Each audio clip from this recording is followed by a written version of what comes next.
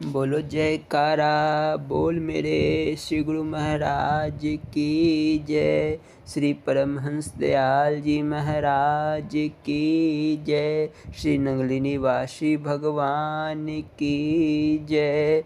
श्री नंगल विहारन भगवान की जय। श्री परम गुरु भगवान की जय। जय सच्चिदानंद जी। एक सत्संगी ने प्रश्न किया कि गुरु को मानना ठीक है या गोविंद को। श्री परमहंस दयाल जी महाराज ने फरमाया, कुल महाशास्त्र और महात्माओं का फैसला है कि गुरु और गोविंद में अंतर नहीं है। फिर यह सवाल ही नहीं उठता कि किसको मानना ठीक है। जो दृढ़ निश्चय से गुरु को मानेगा तो गोविंद का अनुभव गुरु स्वरूप में ही उसको हो जाएगा। सब स्वांगीय नाना रूप धारण कर लेते हैं और सिद्ध लोग जैसा रूप चाहे वैसा ही धारण कर लेते हैं, तो क्या गोविंद अपने अनन्य भक्त को गुरु रूप में उपदेश नहीं दे सकते और अपने गुरु रूप का या गुरु और गोविंद की एकता का अनुभव नहीं करा सकते? बोलो जयकारा बोल मेरे श्री गुरु महाराज की जय। श्री परमहंस दयाल जी महाराज की जय। श्री नंगल निवासी भगवान की जय। श्री नंगल विहारन भगवान की जय। श्री परम गुरु भगवान की जय। जय सच्चिदानंद जी। पटना दिनांक 4/5/71। प्रोफेसर विनोद बिहारी लाल भौतिक विज्ञान के प्रोफेसर स्वामी परम ज्ञानानंद पुरी जी महाराज के दर्शनार्थ आए। वे महाराज जी के शिष्य भी थे। प्रोफेसर साहब ने 1-1 रुपए के 5 सिक्के चढ़ाए। वे जब भी आते थे प्रायः सिक्के ही चढ़ाया करते थे। स्वामी परम भगवान जी पूछ पड़े, तुमने बहुत से सिक्के जमा किए हैं क्या जो प्रतिदिन इन्हें चढ़ाते हो? प्रोफेसर साहब अपने नाम के अनुरूप विनोदी भी थे। बोले, मैंने अक्सर पूजा पाठ में द्रव्य दान करने को सुना है। फिर रुपया तो नोट हुआ, इसलिए सिक्का बदल कर लाया करता हूँ। स्वामी परम जी महाराज हंसने लगे और फरमाया, सिक्का आवाज़ करता है, अब से तुम कागज़ का नोट ही चढ़ाया करो। फिर उन्होंने चकौरी आश्रम में नोट से सिक्के बदलने वाली कहानी कह सुनाई। स्वामी परम ज्ञानानंद पुरी जी महाराज ने फरमाया, चकौरी में मुझे एक भक्त ने जाते जाते कुछ रुपए भेंट किए। उन नोटों को मैं जिस किसी को देकर उनके बदले सिक्के ले रहा था, तभी महाराज जी ने मुझे बुलाया। मैं दौड़कर महाराज जी के पास गया। उन्होंने पूछा, परम क्या कर रहे थे तुम? मैंने सकुचाते हुए बताया, महाराज जी एक भक्त ने मुझे कुछ रुपए भेंट किए हैं। मैं आपको चढ़ाने के लिए उन्हीं रुपयों के सिक्के बदलने में लगा था। श्री महाराज जी बोले, रुपये और सिक्कों में क्या अंतर है? सिक्के भी मुझे ही देने थे ना, फिर रुपया ही दे दिए होते। रुपयों के सिक्के बनाने में तुम्हारा क्या भाव था? मैंने तनिक झिझकते हुए कहा, सरकार, महात्मा लोग उपदेश करके बड़े बड़े लोगों को भक्त बनाकर आपके चरणों तक पहुंचाते हैं। मुझे सत्संग उपदेश करना तो आता नहीं। सिक्कों में बादशाहों के चित्र बने होते हैं, अतः मेरे मन में आया कि मैं सिक्कों के ऊपर चित्रित अनेक बादशाहों को इकट्ठे आपके चरणों में झुका दूँ। उस समय मैं बच्चा ही था। श्री महाराज जी मेरे भोले भाव पर अत्यंत प्रसन्न हुए। बोले, बेटा, जब तुम सत्संग उपदेश करने लगोगे तब तक शायद मैं ही ना रहूं, लेकिन तुम्हारी भावना मुझे स्वीकार हुई। अतः यदि तुम मेरे पास बादशाहों को प्रभावित करके नहीं ला सके तो भी तुम्हारे पांव पर बादशाह जरूर झुकेंगे। महाराज जी के उस आशीर्वाद का मर्म उस समय नहीं समझ सका था। आज अब बादशाहों का ज़माना तो नहीं रहा, लेकिन इन बड़े बड़े हाकिमों को जब प्रेम करते देखता हूँ तब मुझे महाराज का वही आशीर्वाद सत्य प्रतीत होता है। जब भावना दिव्य जब होती है तब उसका महान फल अवश्य मिलता है। मन से यदि गुरु महाराज को सोने के सिंहासन पर बिठाकर आरती उतारने को सोचते रहोगे तो उस भावना की पूर्ति के लिए तुम्हें कभी बादशाहत भी प्रदान की जा सकती है, ताकि तुम अपनी भावना पूरी कर सको। बोलो जयकारा बोल मेरे श्री गुरु महाराज की जय। श्री नंगली निवासी भगवान की जय। श्री परमहंस दयाल जी महाराज की जय। श्री नंगल विहालन भगवान की जय। श्री परम गुरु भगवान की जय। जय सच्चिदानंद जी। स्वामी हीरानंद पुरी जी महाराज के अमृत प्रवचन। बोलो जयकारा बोल मेरे श्री गुरु महाराज की जय। प्राणायाम। आज रविवार का दिन है। सत्संग दिन के समय में हो रहा है। लंगर से पूर्व का समय है। श्री गुरु महाराज जी जहाँ भी जाते हैं वहाँ सबके लिए लंगर की व्यवस्था होती है। सभी भक्तजन एक साथ पंक्ति में बैठकर बड़ी श्रद्धा से प्रसाद ग्रहण करते हैं और अपने आप को धन्य मानते हैं। लगभग 11:30 बजे हैं। श्री गुरु महाराज जी ने पिछले दिन के सत्संग को आगे बढ़ाया। बोलो जयकारा बोल मेरे श्री गुरु महाराज की जय। बोलो प्रेमियों, हरि ओम हरि ओम हरि ओम। सज्जनों, प्राणायाम बड़ा कठिन विषय है। हठ योग प्राणायाम के अंतर्गत आता है। इसे योगी लोग ही कर सकते हैं। यह सर्वसाधारण के लिए नहीं है। केवल नासिका से श्वास को भीतर खींचना और छोड़ देना ही प्राणायाम नहीं है। खुले स्थान पर, किसी बाग बगीचे में, वृक्षों के झुंड में, किसी पहाड़ी पर जहाँ वायु शुद्ध है, प्रातः या सायंकाल दीर्घ श्वास लेना और छाती में स्वच्छ वायु को धारण करना वैसे तो सेहत के लिए बहुत अच्छा है और प्रत्येक भाई बहन को कुछ समय तक इस प्रकार दीर्घ श्वास लेने चाहिए। परंतु हठ योगी प्राणायाम से कुछ और ही अर्थ ग्रहण करते हैं। हठ योगी प्राणायाम की सिद्धि करने से प्रथम हठ योग क्रियाओं की सिद्धि करते हैं। बाद में उन्हें प्राणायाम की सफलता होती है। हठ योग क्रियाएं 6 है। नेति, ब्रह्मादाताउन, धौती, गज, नौली, शंख प्रक्षालन। नेति और ब्रह्मदाताउन सवा हाथ लंबी होती है। नेति कपड़े या सूत की बटी जाती है। आजकल कुछ लोग इसे पतली रबर की ठोस ट्यूब से भी करते हैं। यह अंगूठे जितनी मोटी रस्सी के समान होती है। एक सिरे पर फुम्मन बनाया जाता है। धौती 4 अंगुल चौड़ी होती है।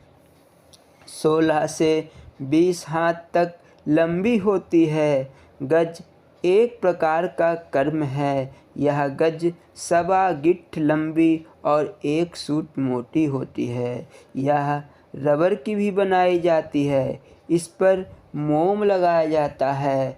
गज उपस्थ इंद्रियों से किया जाता है। नौली क्रिया में पेट को भीतर खींचा जाता है और सांस को बाहर फेंक दिया जाता है। हठ योग प्रदीपिका में आता है। अमंदावर्त वेगेन तुदुम सभ्यापशभ्यतम नतासो भ्रामे देशाम नौलिता सिद्धे प्रचक्षते। नौली क्रिया से आंतों को बल मिलता है, भूख खुलती है, कब्ज नहीं होती। शंख प्रक्षालन क्रिया से पेट की सफाई की जाती है। शरीर की मैल, कब्ज, बलगम आदि की सफाई होती है।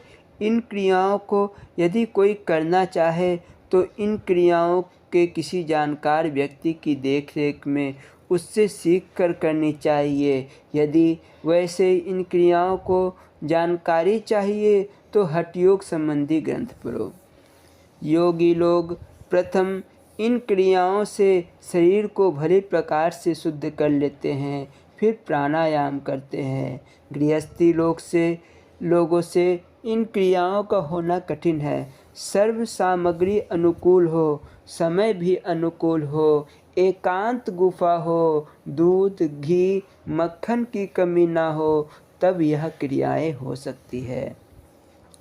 प्रथम उष्ण जल बिना प्यास ही 4 से 10 सेर तक पीकर पेट को मशक की तरह फुलाएं। पानी अपने आप निकल जाने पर फिर पिए और फिर निकाले। इस प्रकार 3 बार करे। बाद में ब्रह्मदातौन करे, फिर धौती खाए, नौली क्रियाएं करे, शंख प्रक्षालन करे, फिर नेति कर्म करे। यह सब क्रियाएं करने में काफ़ी समय लगता है। बिना पूर्ण जानकारी के इन्हें नहीं करना चाहिए। इसलिए हमने इन क्रियाओं का विस्तार से वर्णन नहीं किया है। गृहस्थी यह सब क्रियाएं नहीं कर सकता। केवल एक नेति कर्म सर्वसाधारण कर सकते हैं। नेति कर्म के नेत्रों की दृष्टि दृढ़ होती जाती है। सिर में रोग नहीं होते, दांत मजबूत होते हैं। नेति करने वालों को इसका नित्य अभ्यास करना चाहिए। प्राणायाम 2 प्रकार का होता है, चंद्र भेदन और सूर्य भेदन। इनमें श्वास का चढ़ाना, रोकना और उतारना, जिन्हें पूरक, कुंभक, रेचक भी कहते हैं। प्राणायाम के 7 मंत्र यानी 7 अक्षर हैं। इन्हें 7 आवाज़ें और 7 लोक भी कहते हैं। मंत्र शब्द यह है: ओम भू, ओम भवः, ओम स्वः, ओम महः, ओम जनः, ओम तपः, ओम सत्यमः। इन 7 लोकों की व्याख्या जाननी हो तो गरुड़ पुराण, स्कंद पुराण या उपनिषदों में देखें। विशेष जानना हो तो अथर्ववेद में देखें। कुंभक के समय मंत्र पढ़ने का मतलब है कि 12 मात्रा से श्वास को पूरक में ले जाना, 16 मात्रा से रोकना, 10 मात्रा से उतारना अर्थात बाहर निकालना। इससे 2 मात्रा अंदर ही रह जाती है, यानी रेचक में 2 मात्रा कम हो जाती है। योगी अपनी इस शक्ति की आजमाइश के लिए मात्राएं बोलते हैं। राजयोगियों ने प्राणायाम को विशेष महत्व नहीं दिया। भगवान कृष्ण ने गीता के 5वें अध्याय में प्राणायाम का संकेत तो किया है, परंतु विस्तार से नहीं कहा और ना ही अर्जुन को इसकी आज्ञा दी। भगवान कृष्ण ने राजयोग को ही महत्व दिया, अर्जुन को भी राजयोग का ही ज्ञान कराया। इस राजयोग को सर्वसाधारण कर सकते हैं। प्राणायाम दो प्रकार का होता है, चंद्र भेदन और सूर्य भेदन। चंद्र नाम है चंद्रमा का, अर्थात ठंडक और शीतलता।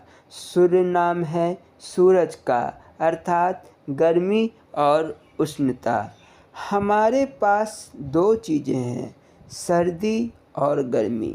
दाईं सुर को सूरज सुर अथवा गर्म सुर कहिए, बाईं सुर को चंद्र सुर अर्थात ठंडी सुर कहिए। अपने शरीर में गर्मी अधिक हो तो चंद्र सुर चलाओ और सर्दी अधिक हो तो सूर्य सुर को चलाओ। इस प्रकार केवल श्वास के सुर के आधार पर शरीर में गर्मी और सर्दी पैदा की जा सकती है। यह प्राणायाम के द्वारा संभव है। चंद्र भेदन प्राणायाम बाएं सुर से शुरू किया जाता है। सूर्य भेदन प्राणायाम दाएं सुर से शुरू किया जाता है। प्राणायाम के लिए शुद्ध हवा और निर्जन स्थान होना चाहिए। अंगुष्ठ और तर्जनी, अंगूठे के पास वाली उंगली से या अंगुष्ठ और अनामिका, मध्यमा और कनिष्ठा के बीच की उंगली से नाक पकड़कर बंद करें। अजपा गायत्री शब्द को शब्द को बोलकर बाहर निकाल दे। थोड़ी देर तक रोके रखे, फिर उसी सुर से वायु को ऊपर चढ़ाएं। प्राणायाम करने वाले को वायु चढ़ाकर दोनों सुर बंद कर देने चाहिए। जितनी देर वायु को भीतर रोका जा सकता हो रोके और फिर श्वास का उतार दे। इसी प्रकार जब प्राण बाहर आ जाए फिर कुछ समय तक रुककर जिस सुर से श्वास खींच रहा है उसी से श्वास को चढ़ाए। इस प्रकार 80-80 बार प्राणायाम करें। इस प्रकार दूसरे सुर से भी करें। ताज़ी वायु अंदर प्रवेश करती है और गंदी वायु बाहर निकल जाती है। जिस सुर से प्राणायाम आरंभ किया जाए उसी सुर पर छोड़े। इनके उपरांत भस्त्रिका प्राणायाम भी है। भस्त्रिका से अभिप्राय है धौकनी की तरह। इस प्राणायाम को करने वाला जोर जोर से वायु को अंदर चढ़ाए और जोर जोर से बाहर निकाले। इस प्रकार कई बार करें। यह भस्त्रिका प्राणायाम है। प्राणायाम देखने में कोई विशेष कठिन नहीं है, परंतु गृहस्थियों के लिए इसका विशेष महत्व नहीं है। गृहस्थियों और सर्वसाधारण के लिए तो राजयोग ही उत्तम है। बिना सोचे समझे और प्राणायाम के तत्व को जाने बिना जो लोग केवल यह समझते हैं कि नाक से हवा को खींचना और छोड़ना प्राणायाम है, यह उनकी भूल है। प्राणायाम हठ योग की एक प्रक्रिया है। उसे हठ योग की इच्छा रखने वाला ही करे तो उत्तम है। ओम शांति ही शांति ही शांति ही। बोलो जयकारा बोल मेरे श्री गुरु महाराज की जय। श्री नंगली निवासी भगवान की जय। श्री परमहंस दयाल जी महाराज की जय। श्री नंगल विहालन सरकार की जय। नंगल महाराज जी के चरणों में इस दास का कोटिसा नमन। बोलो जयकारा बोल मेरे श्री गुरु महाराज की जय।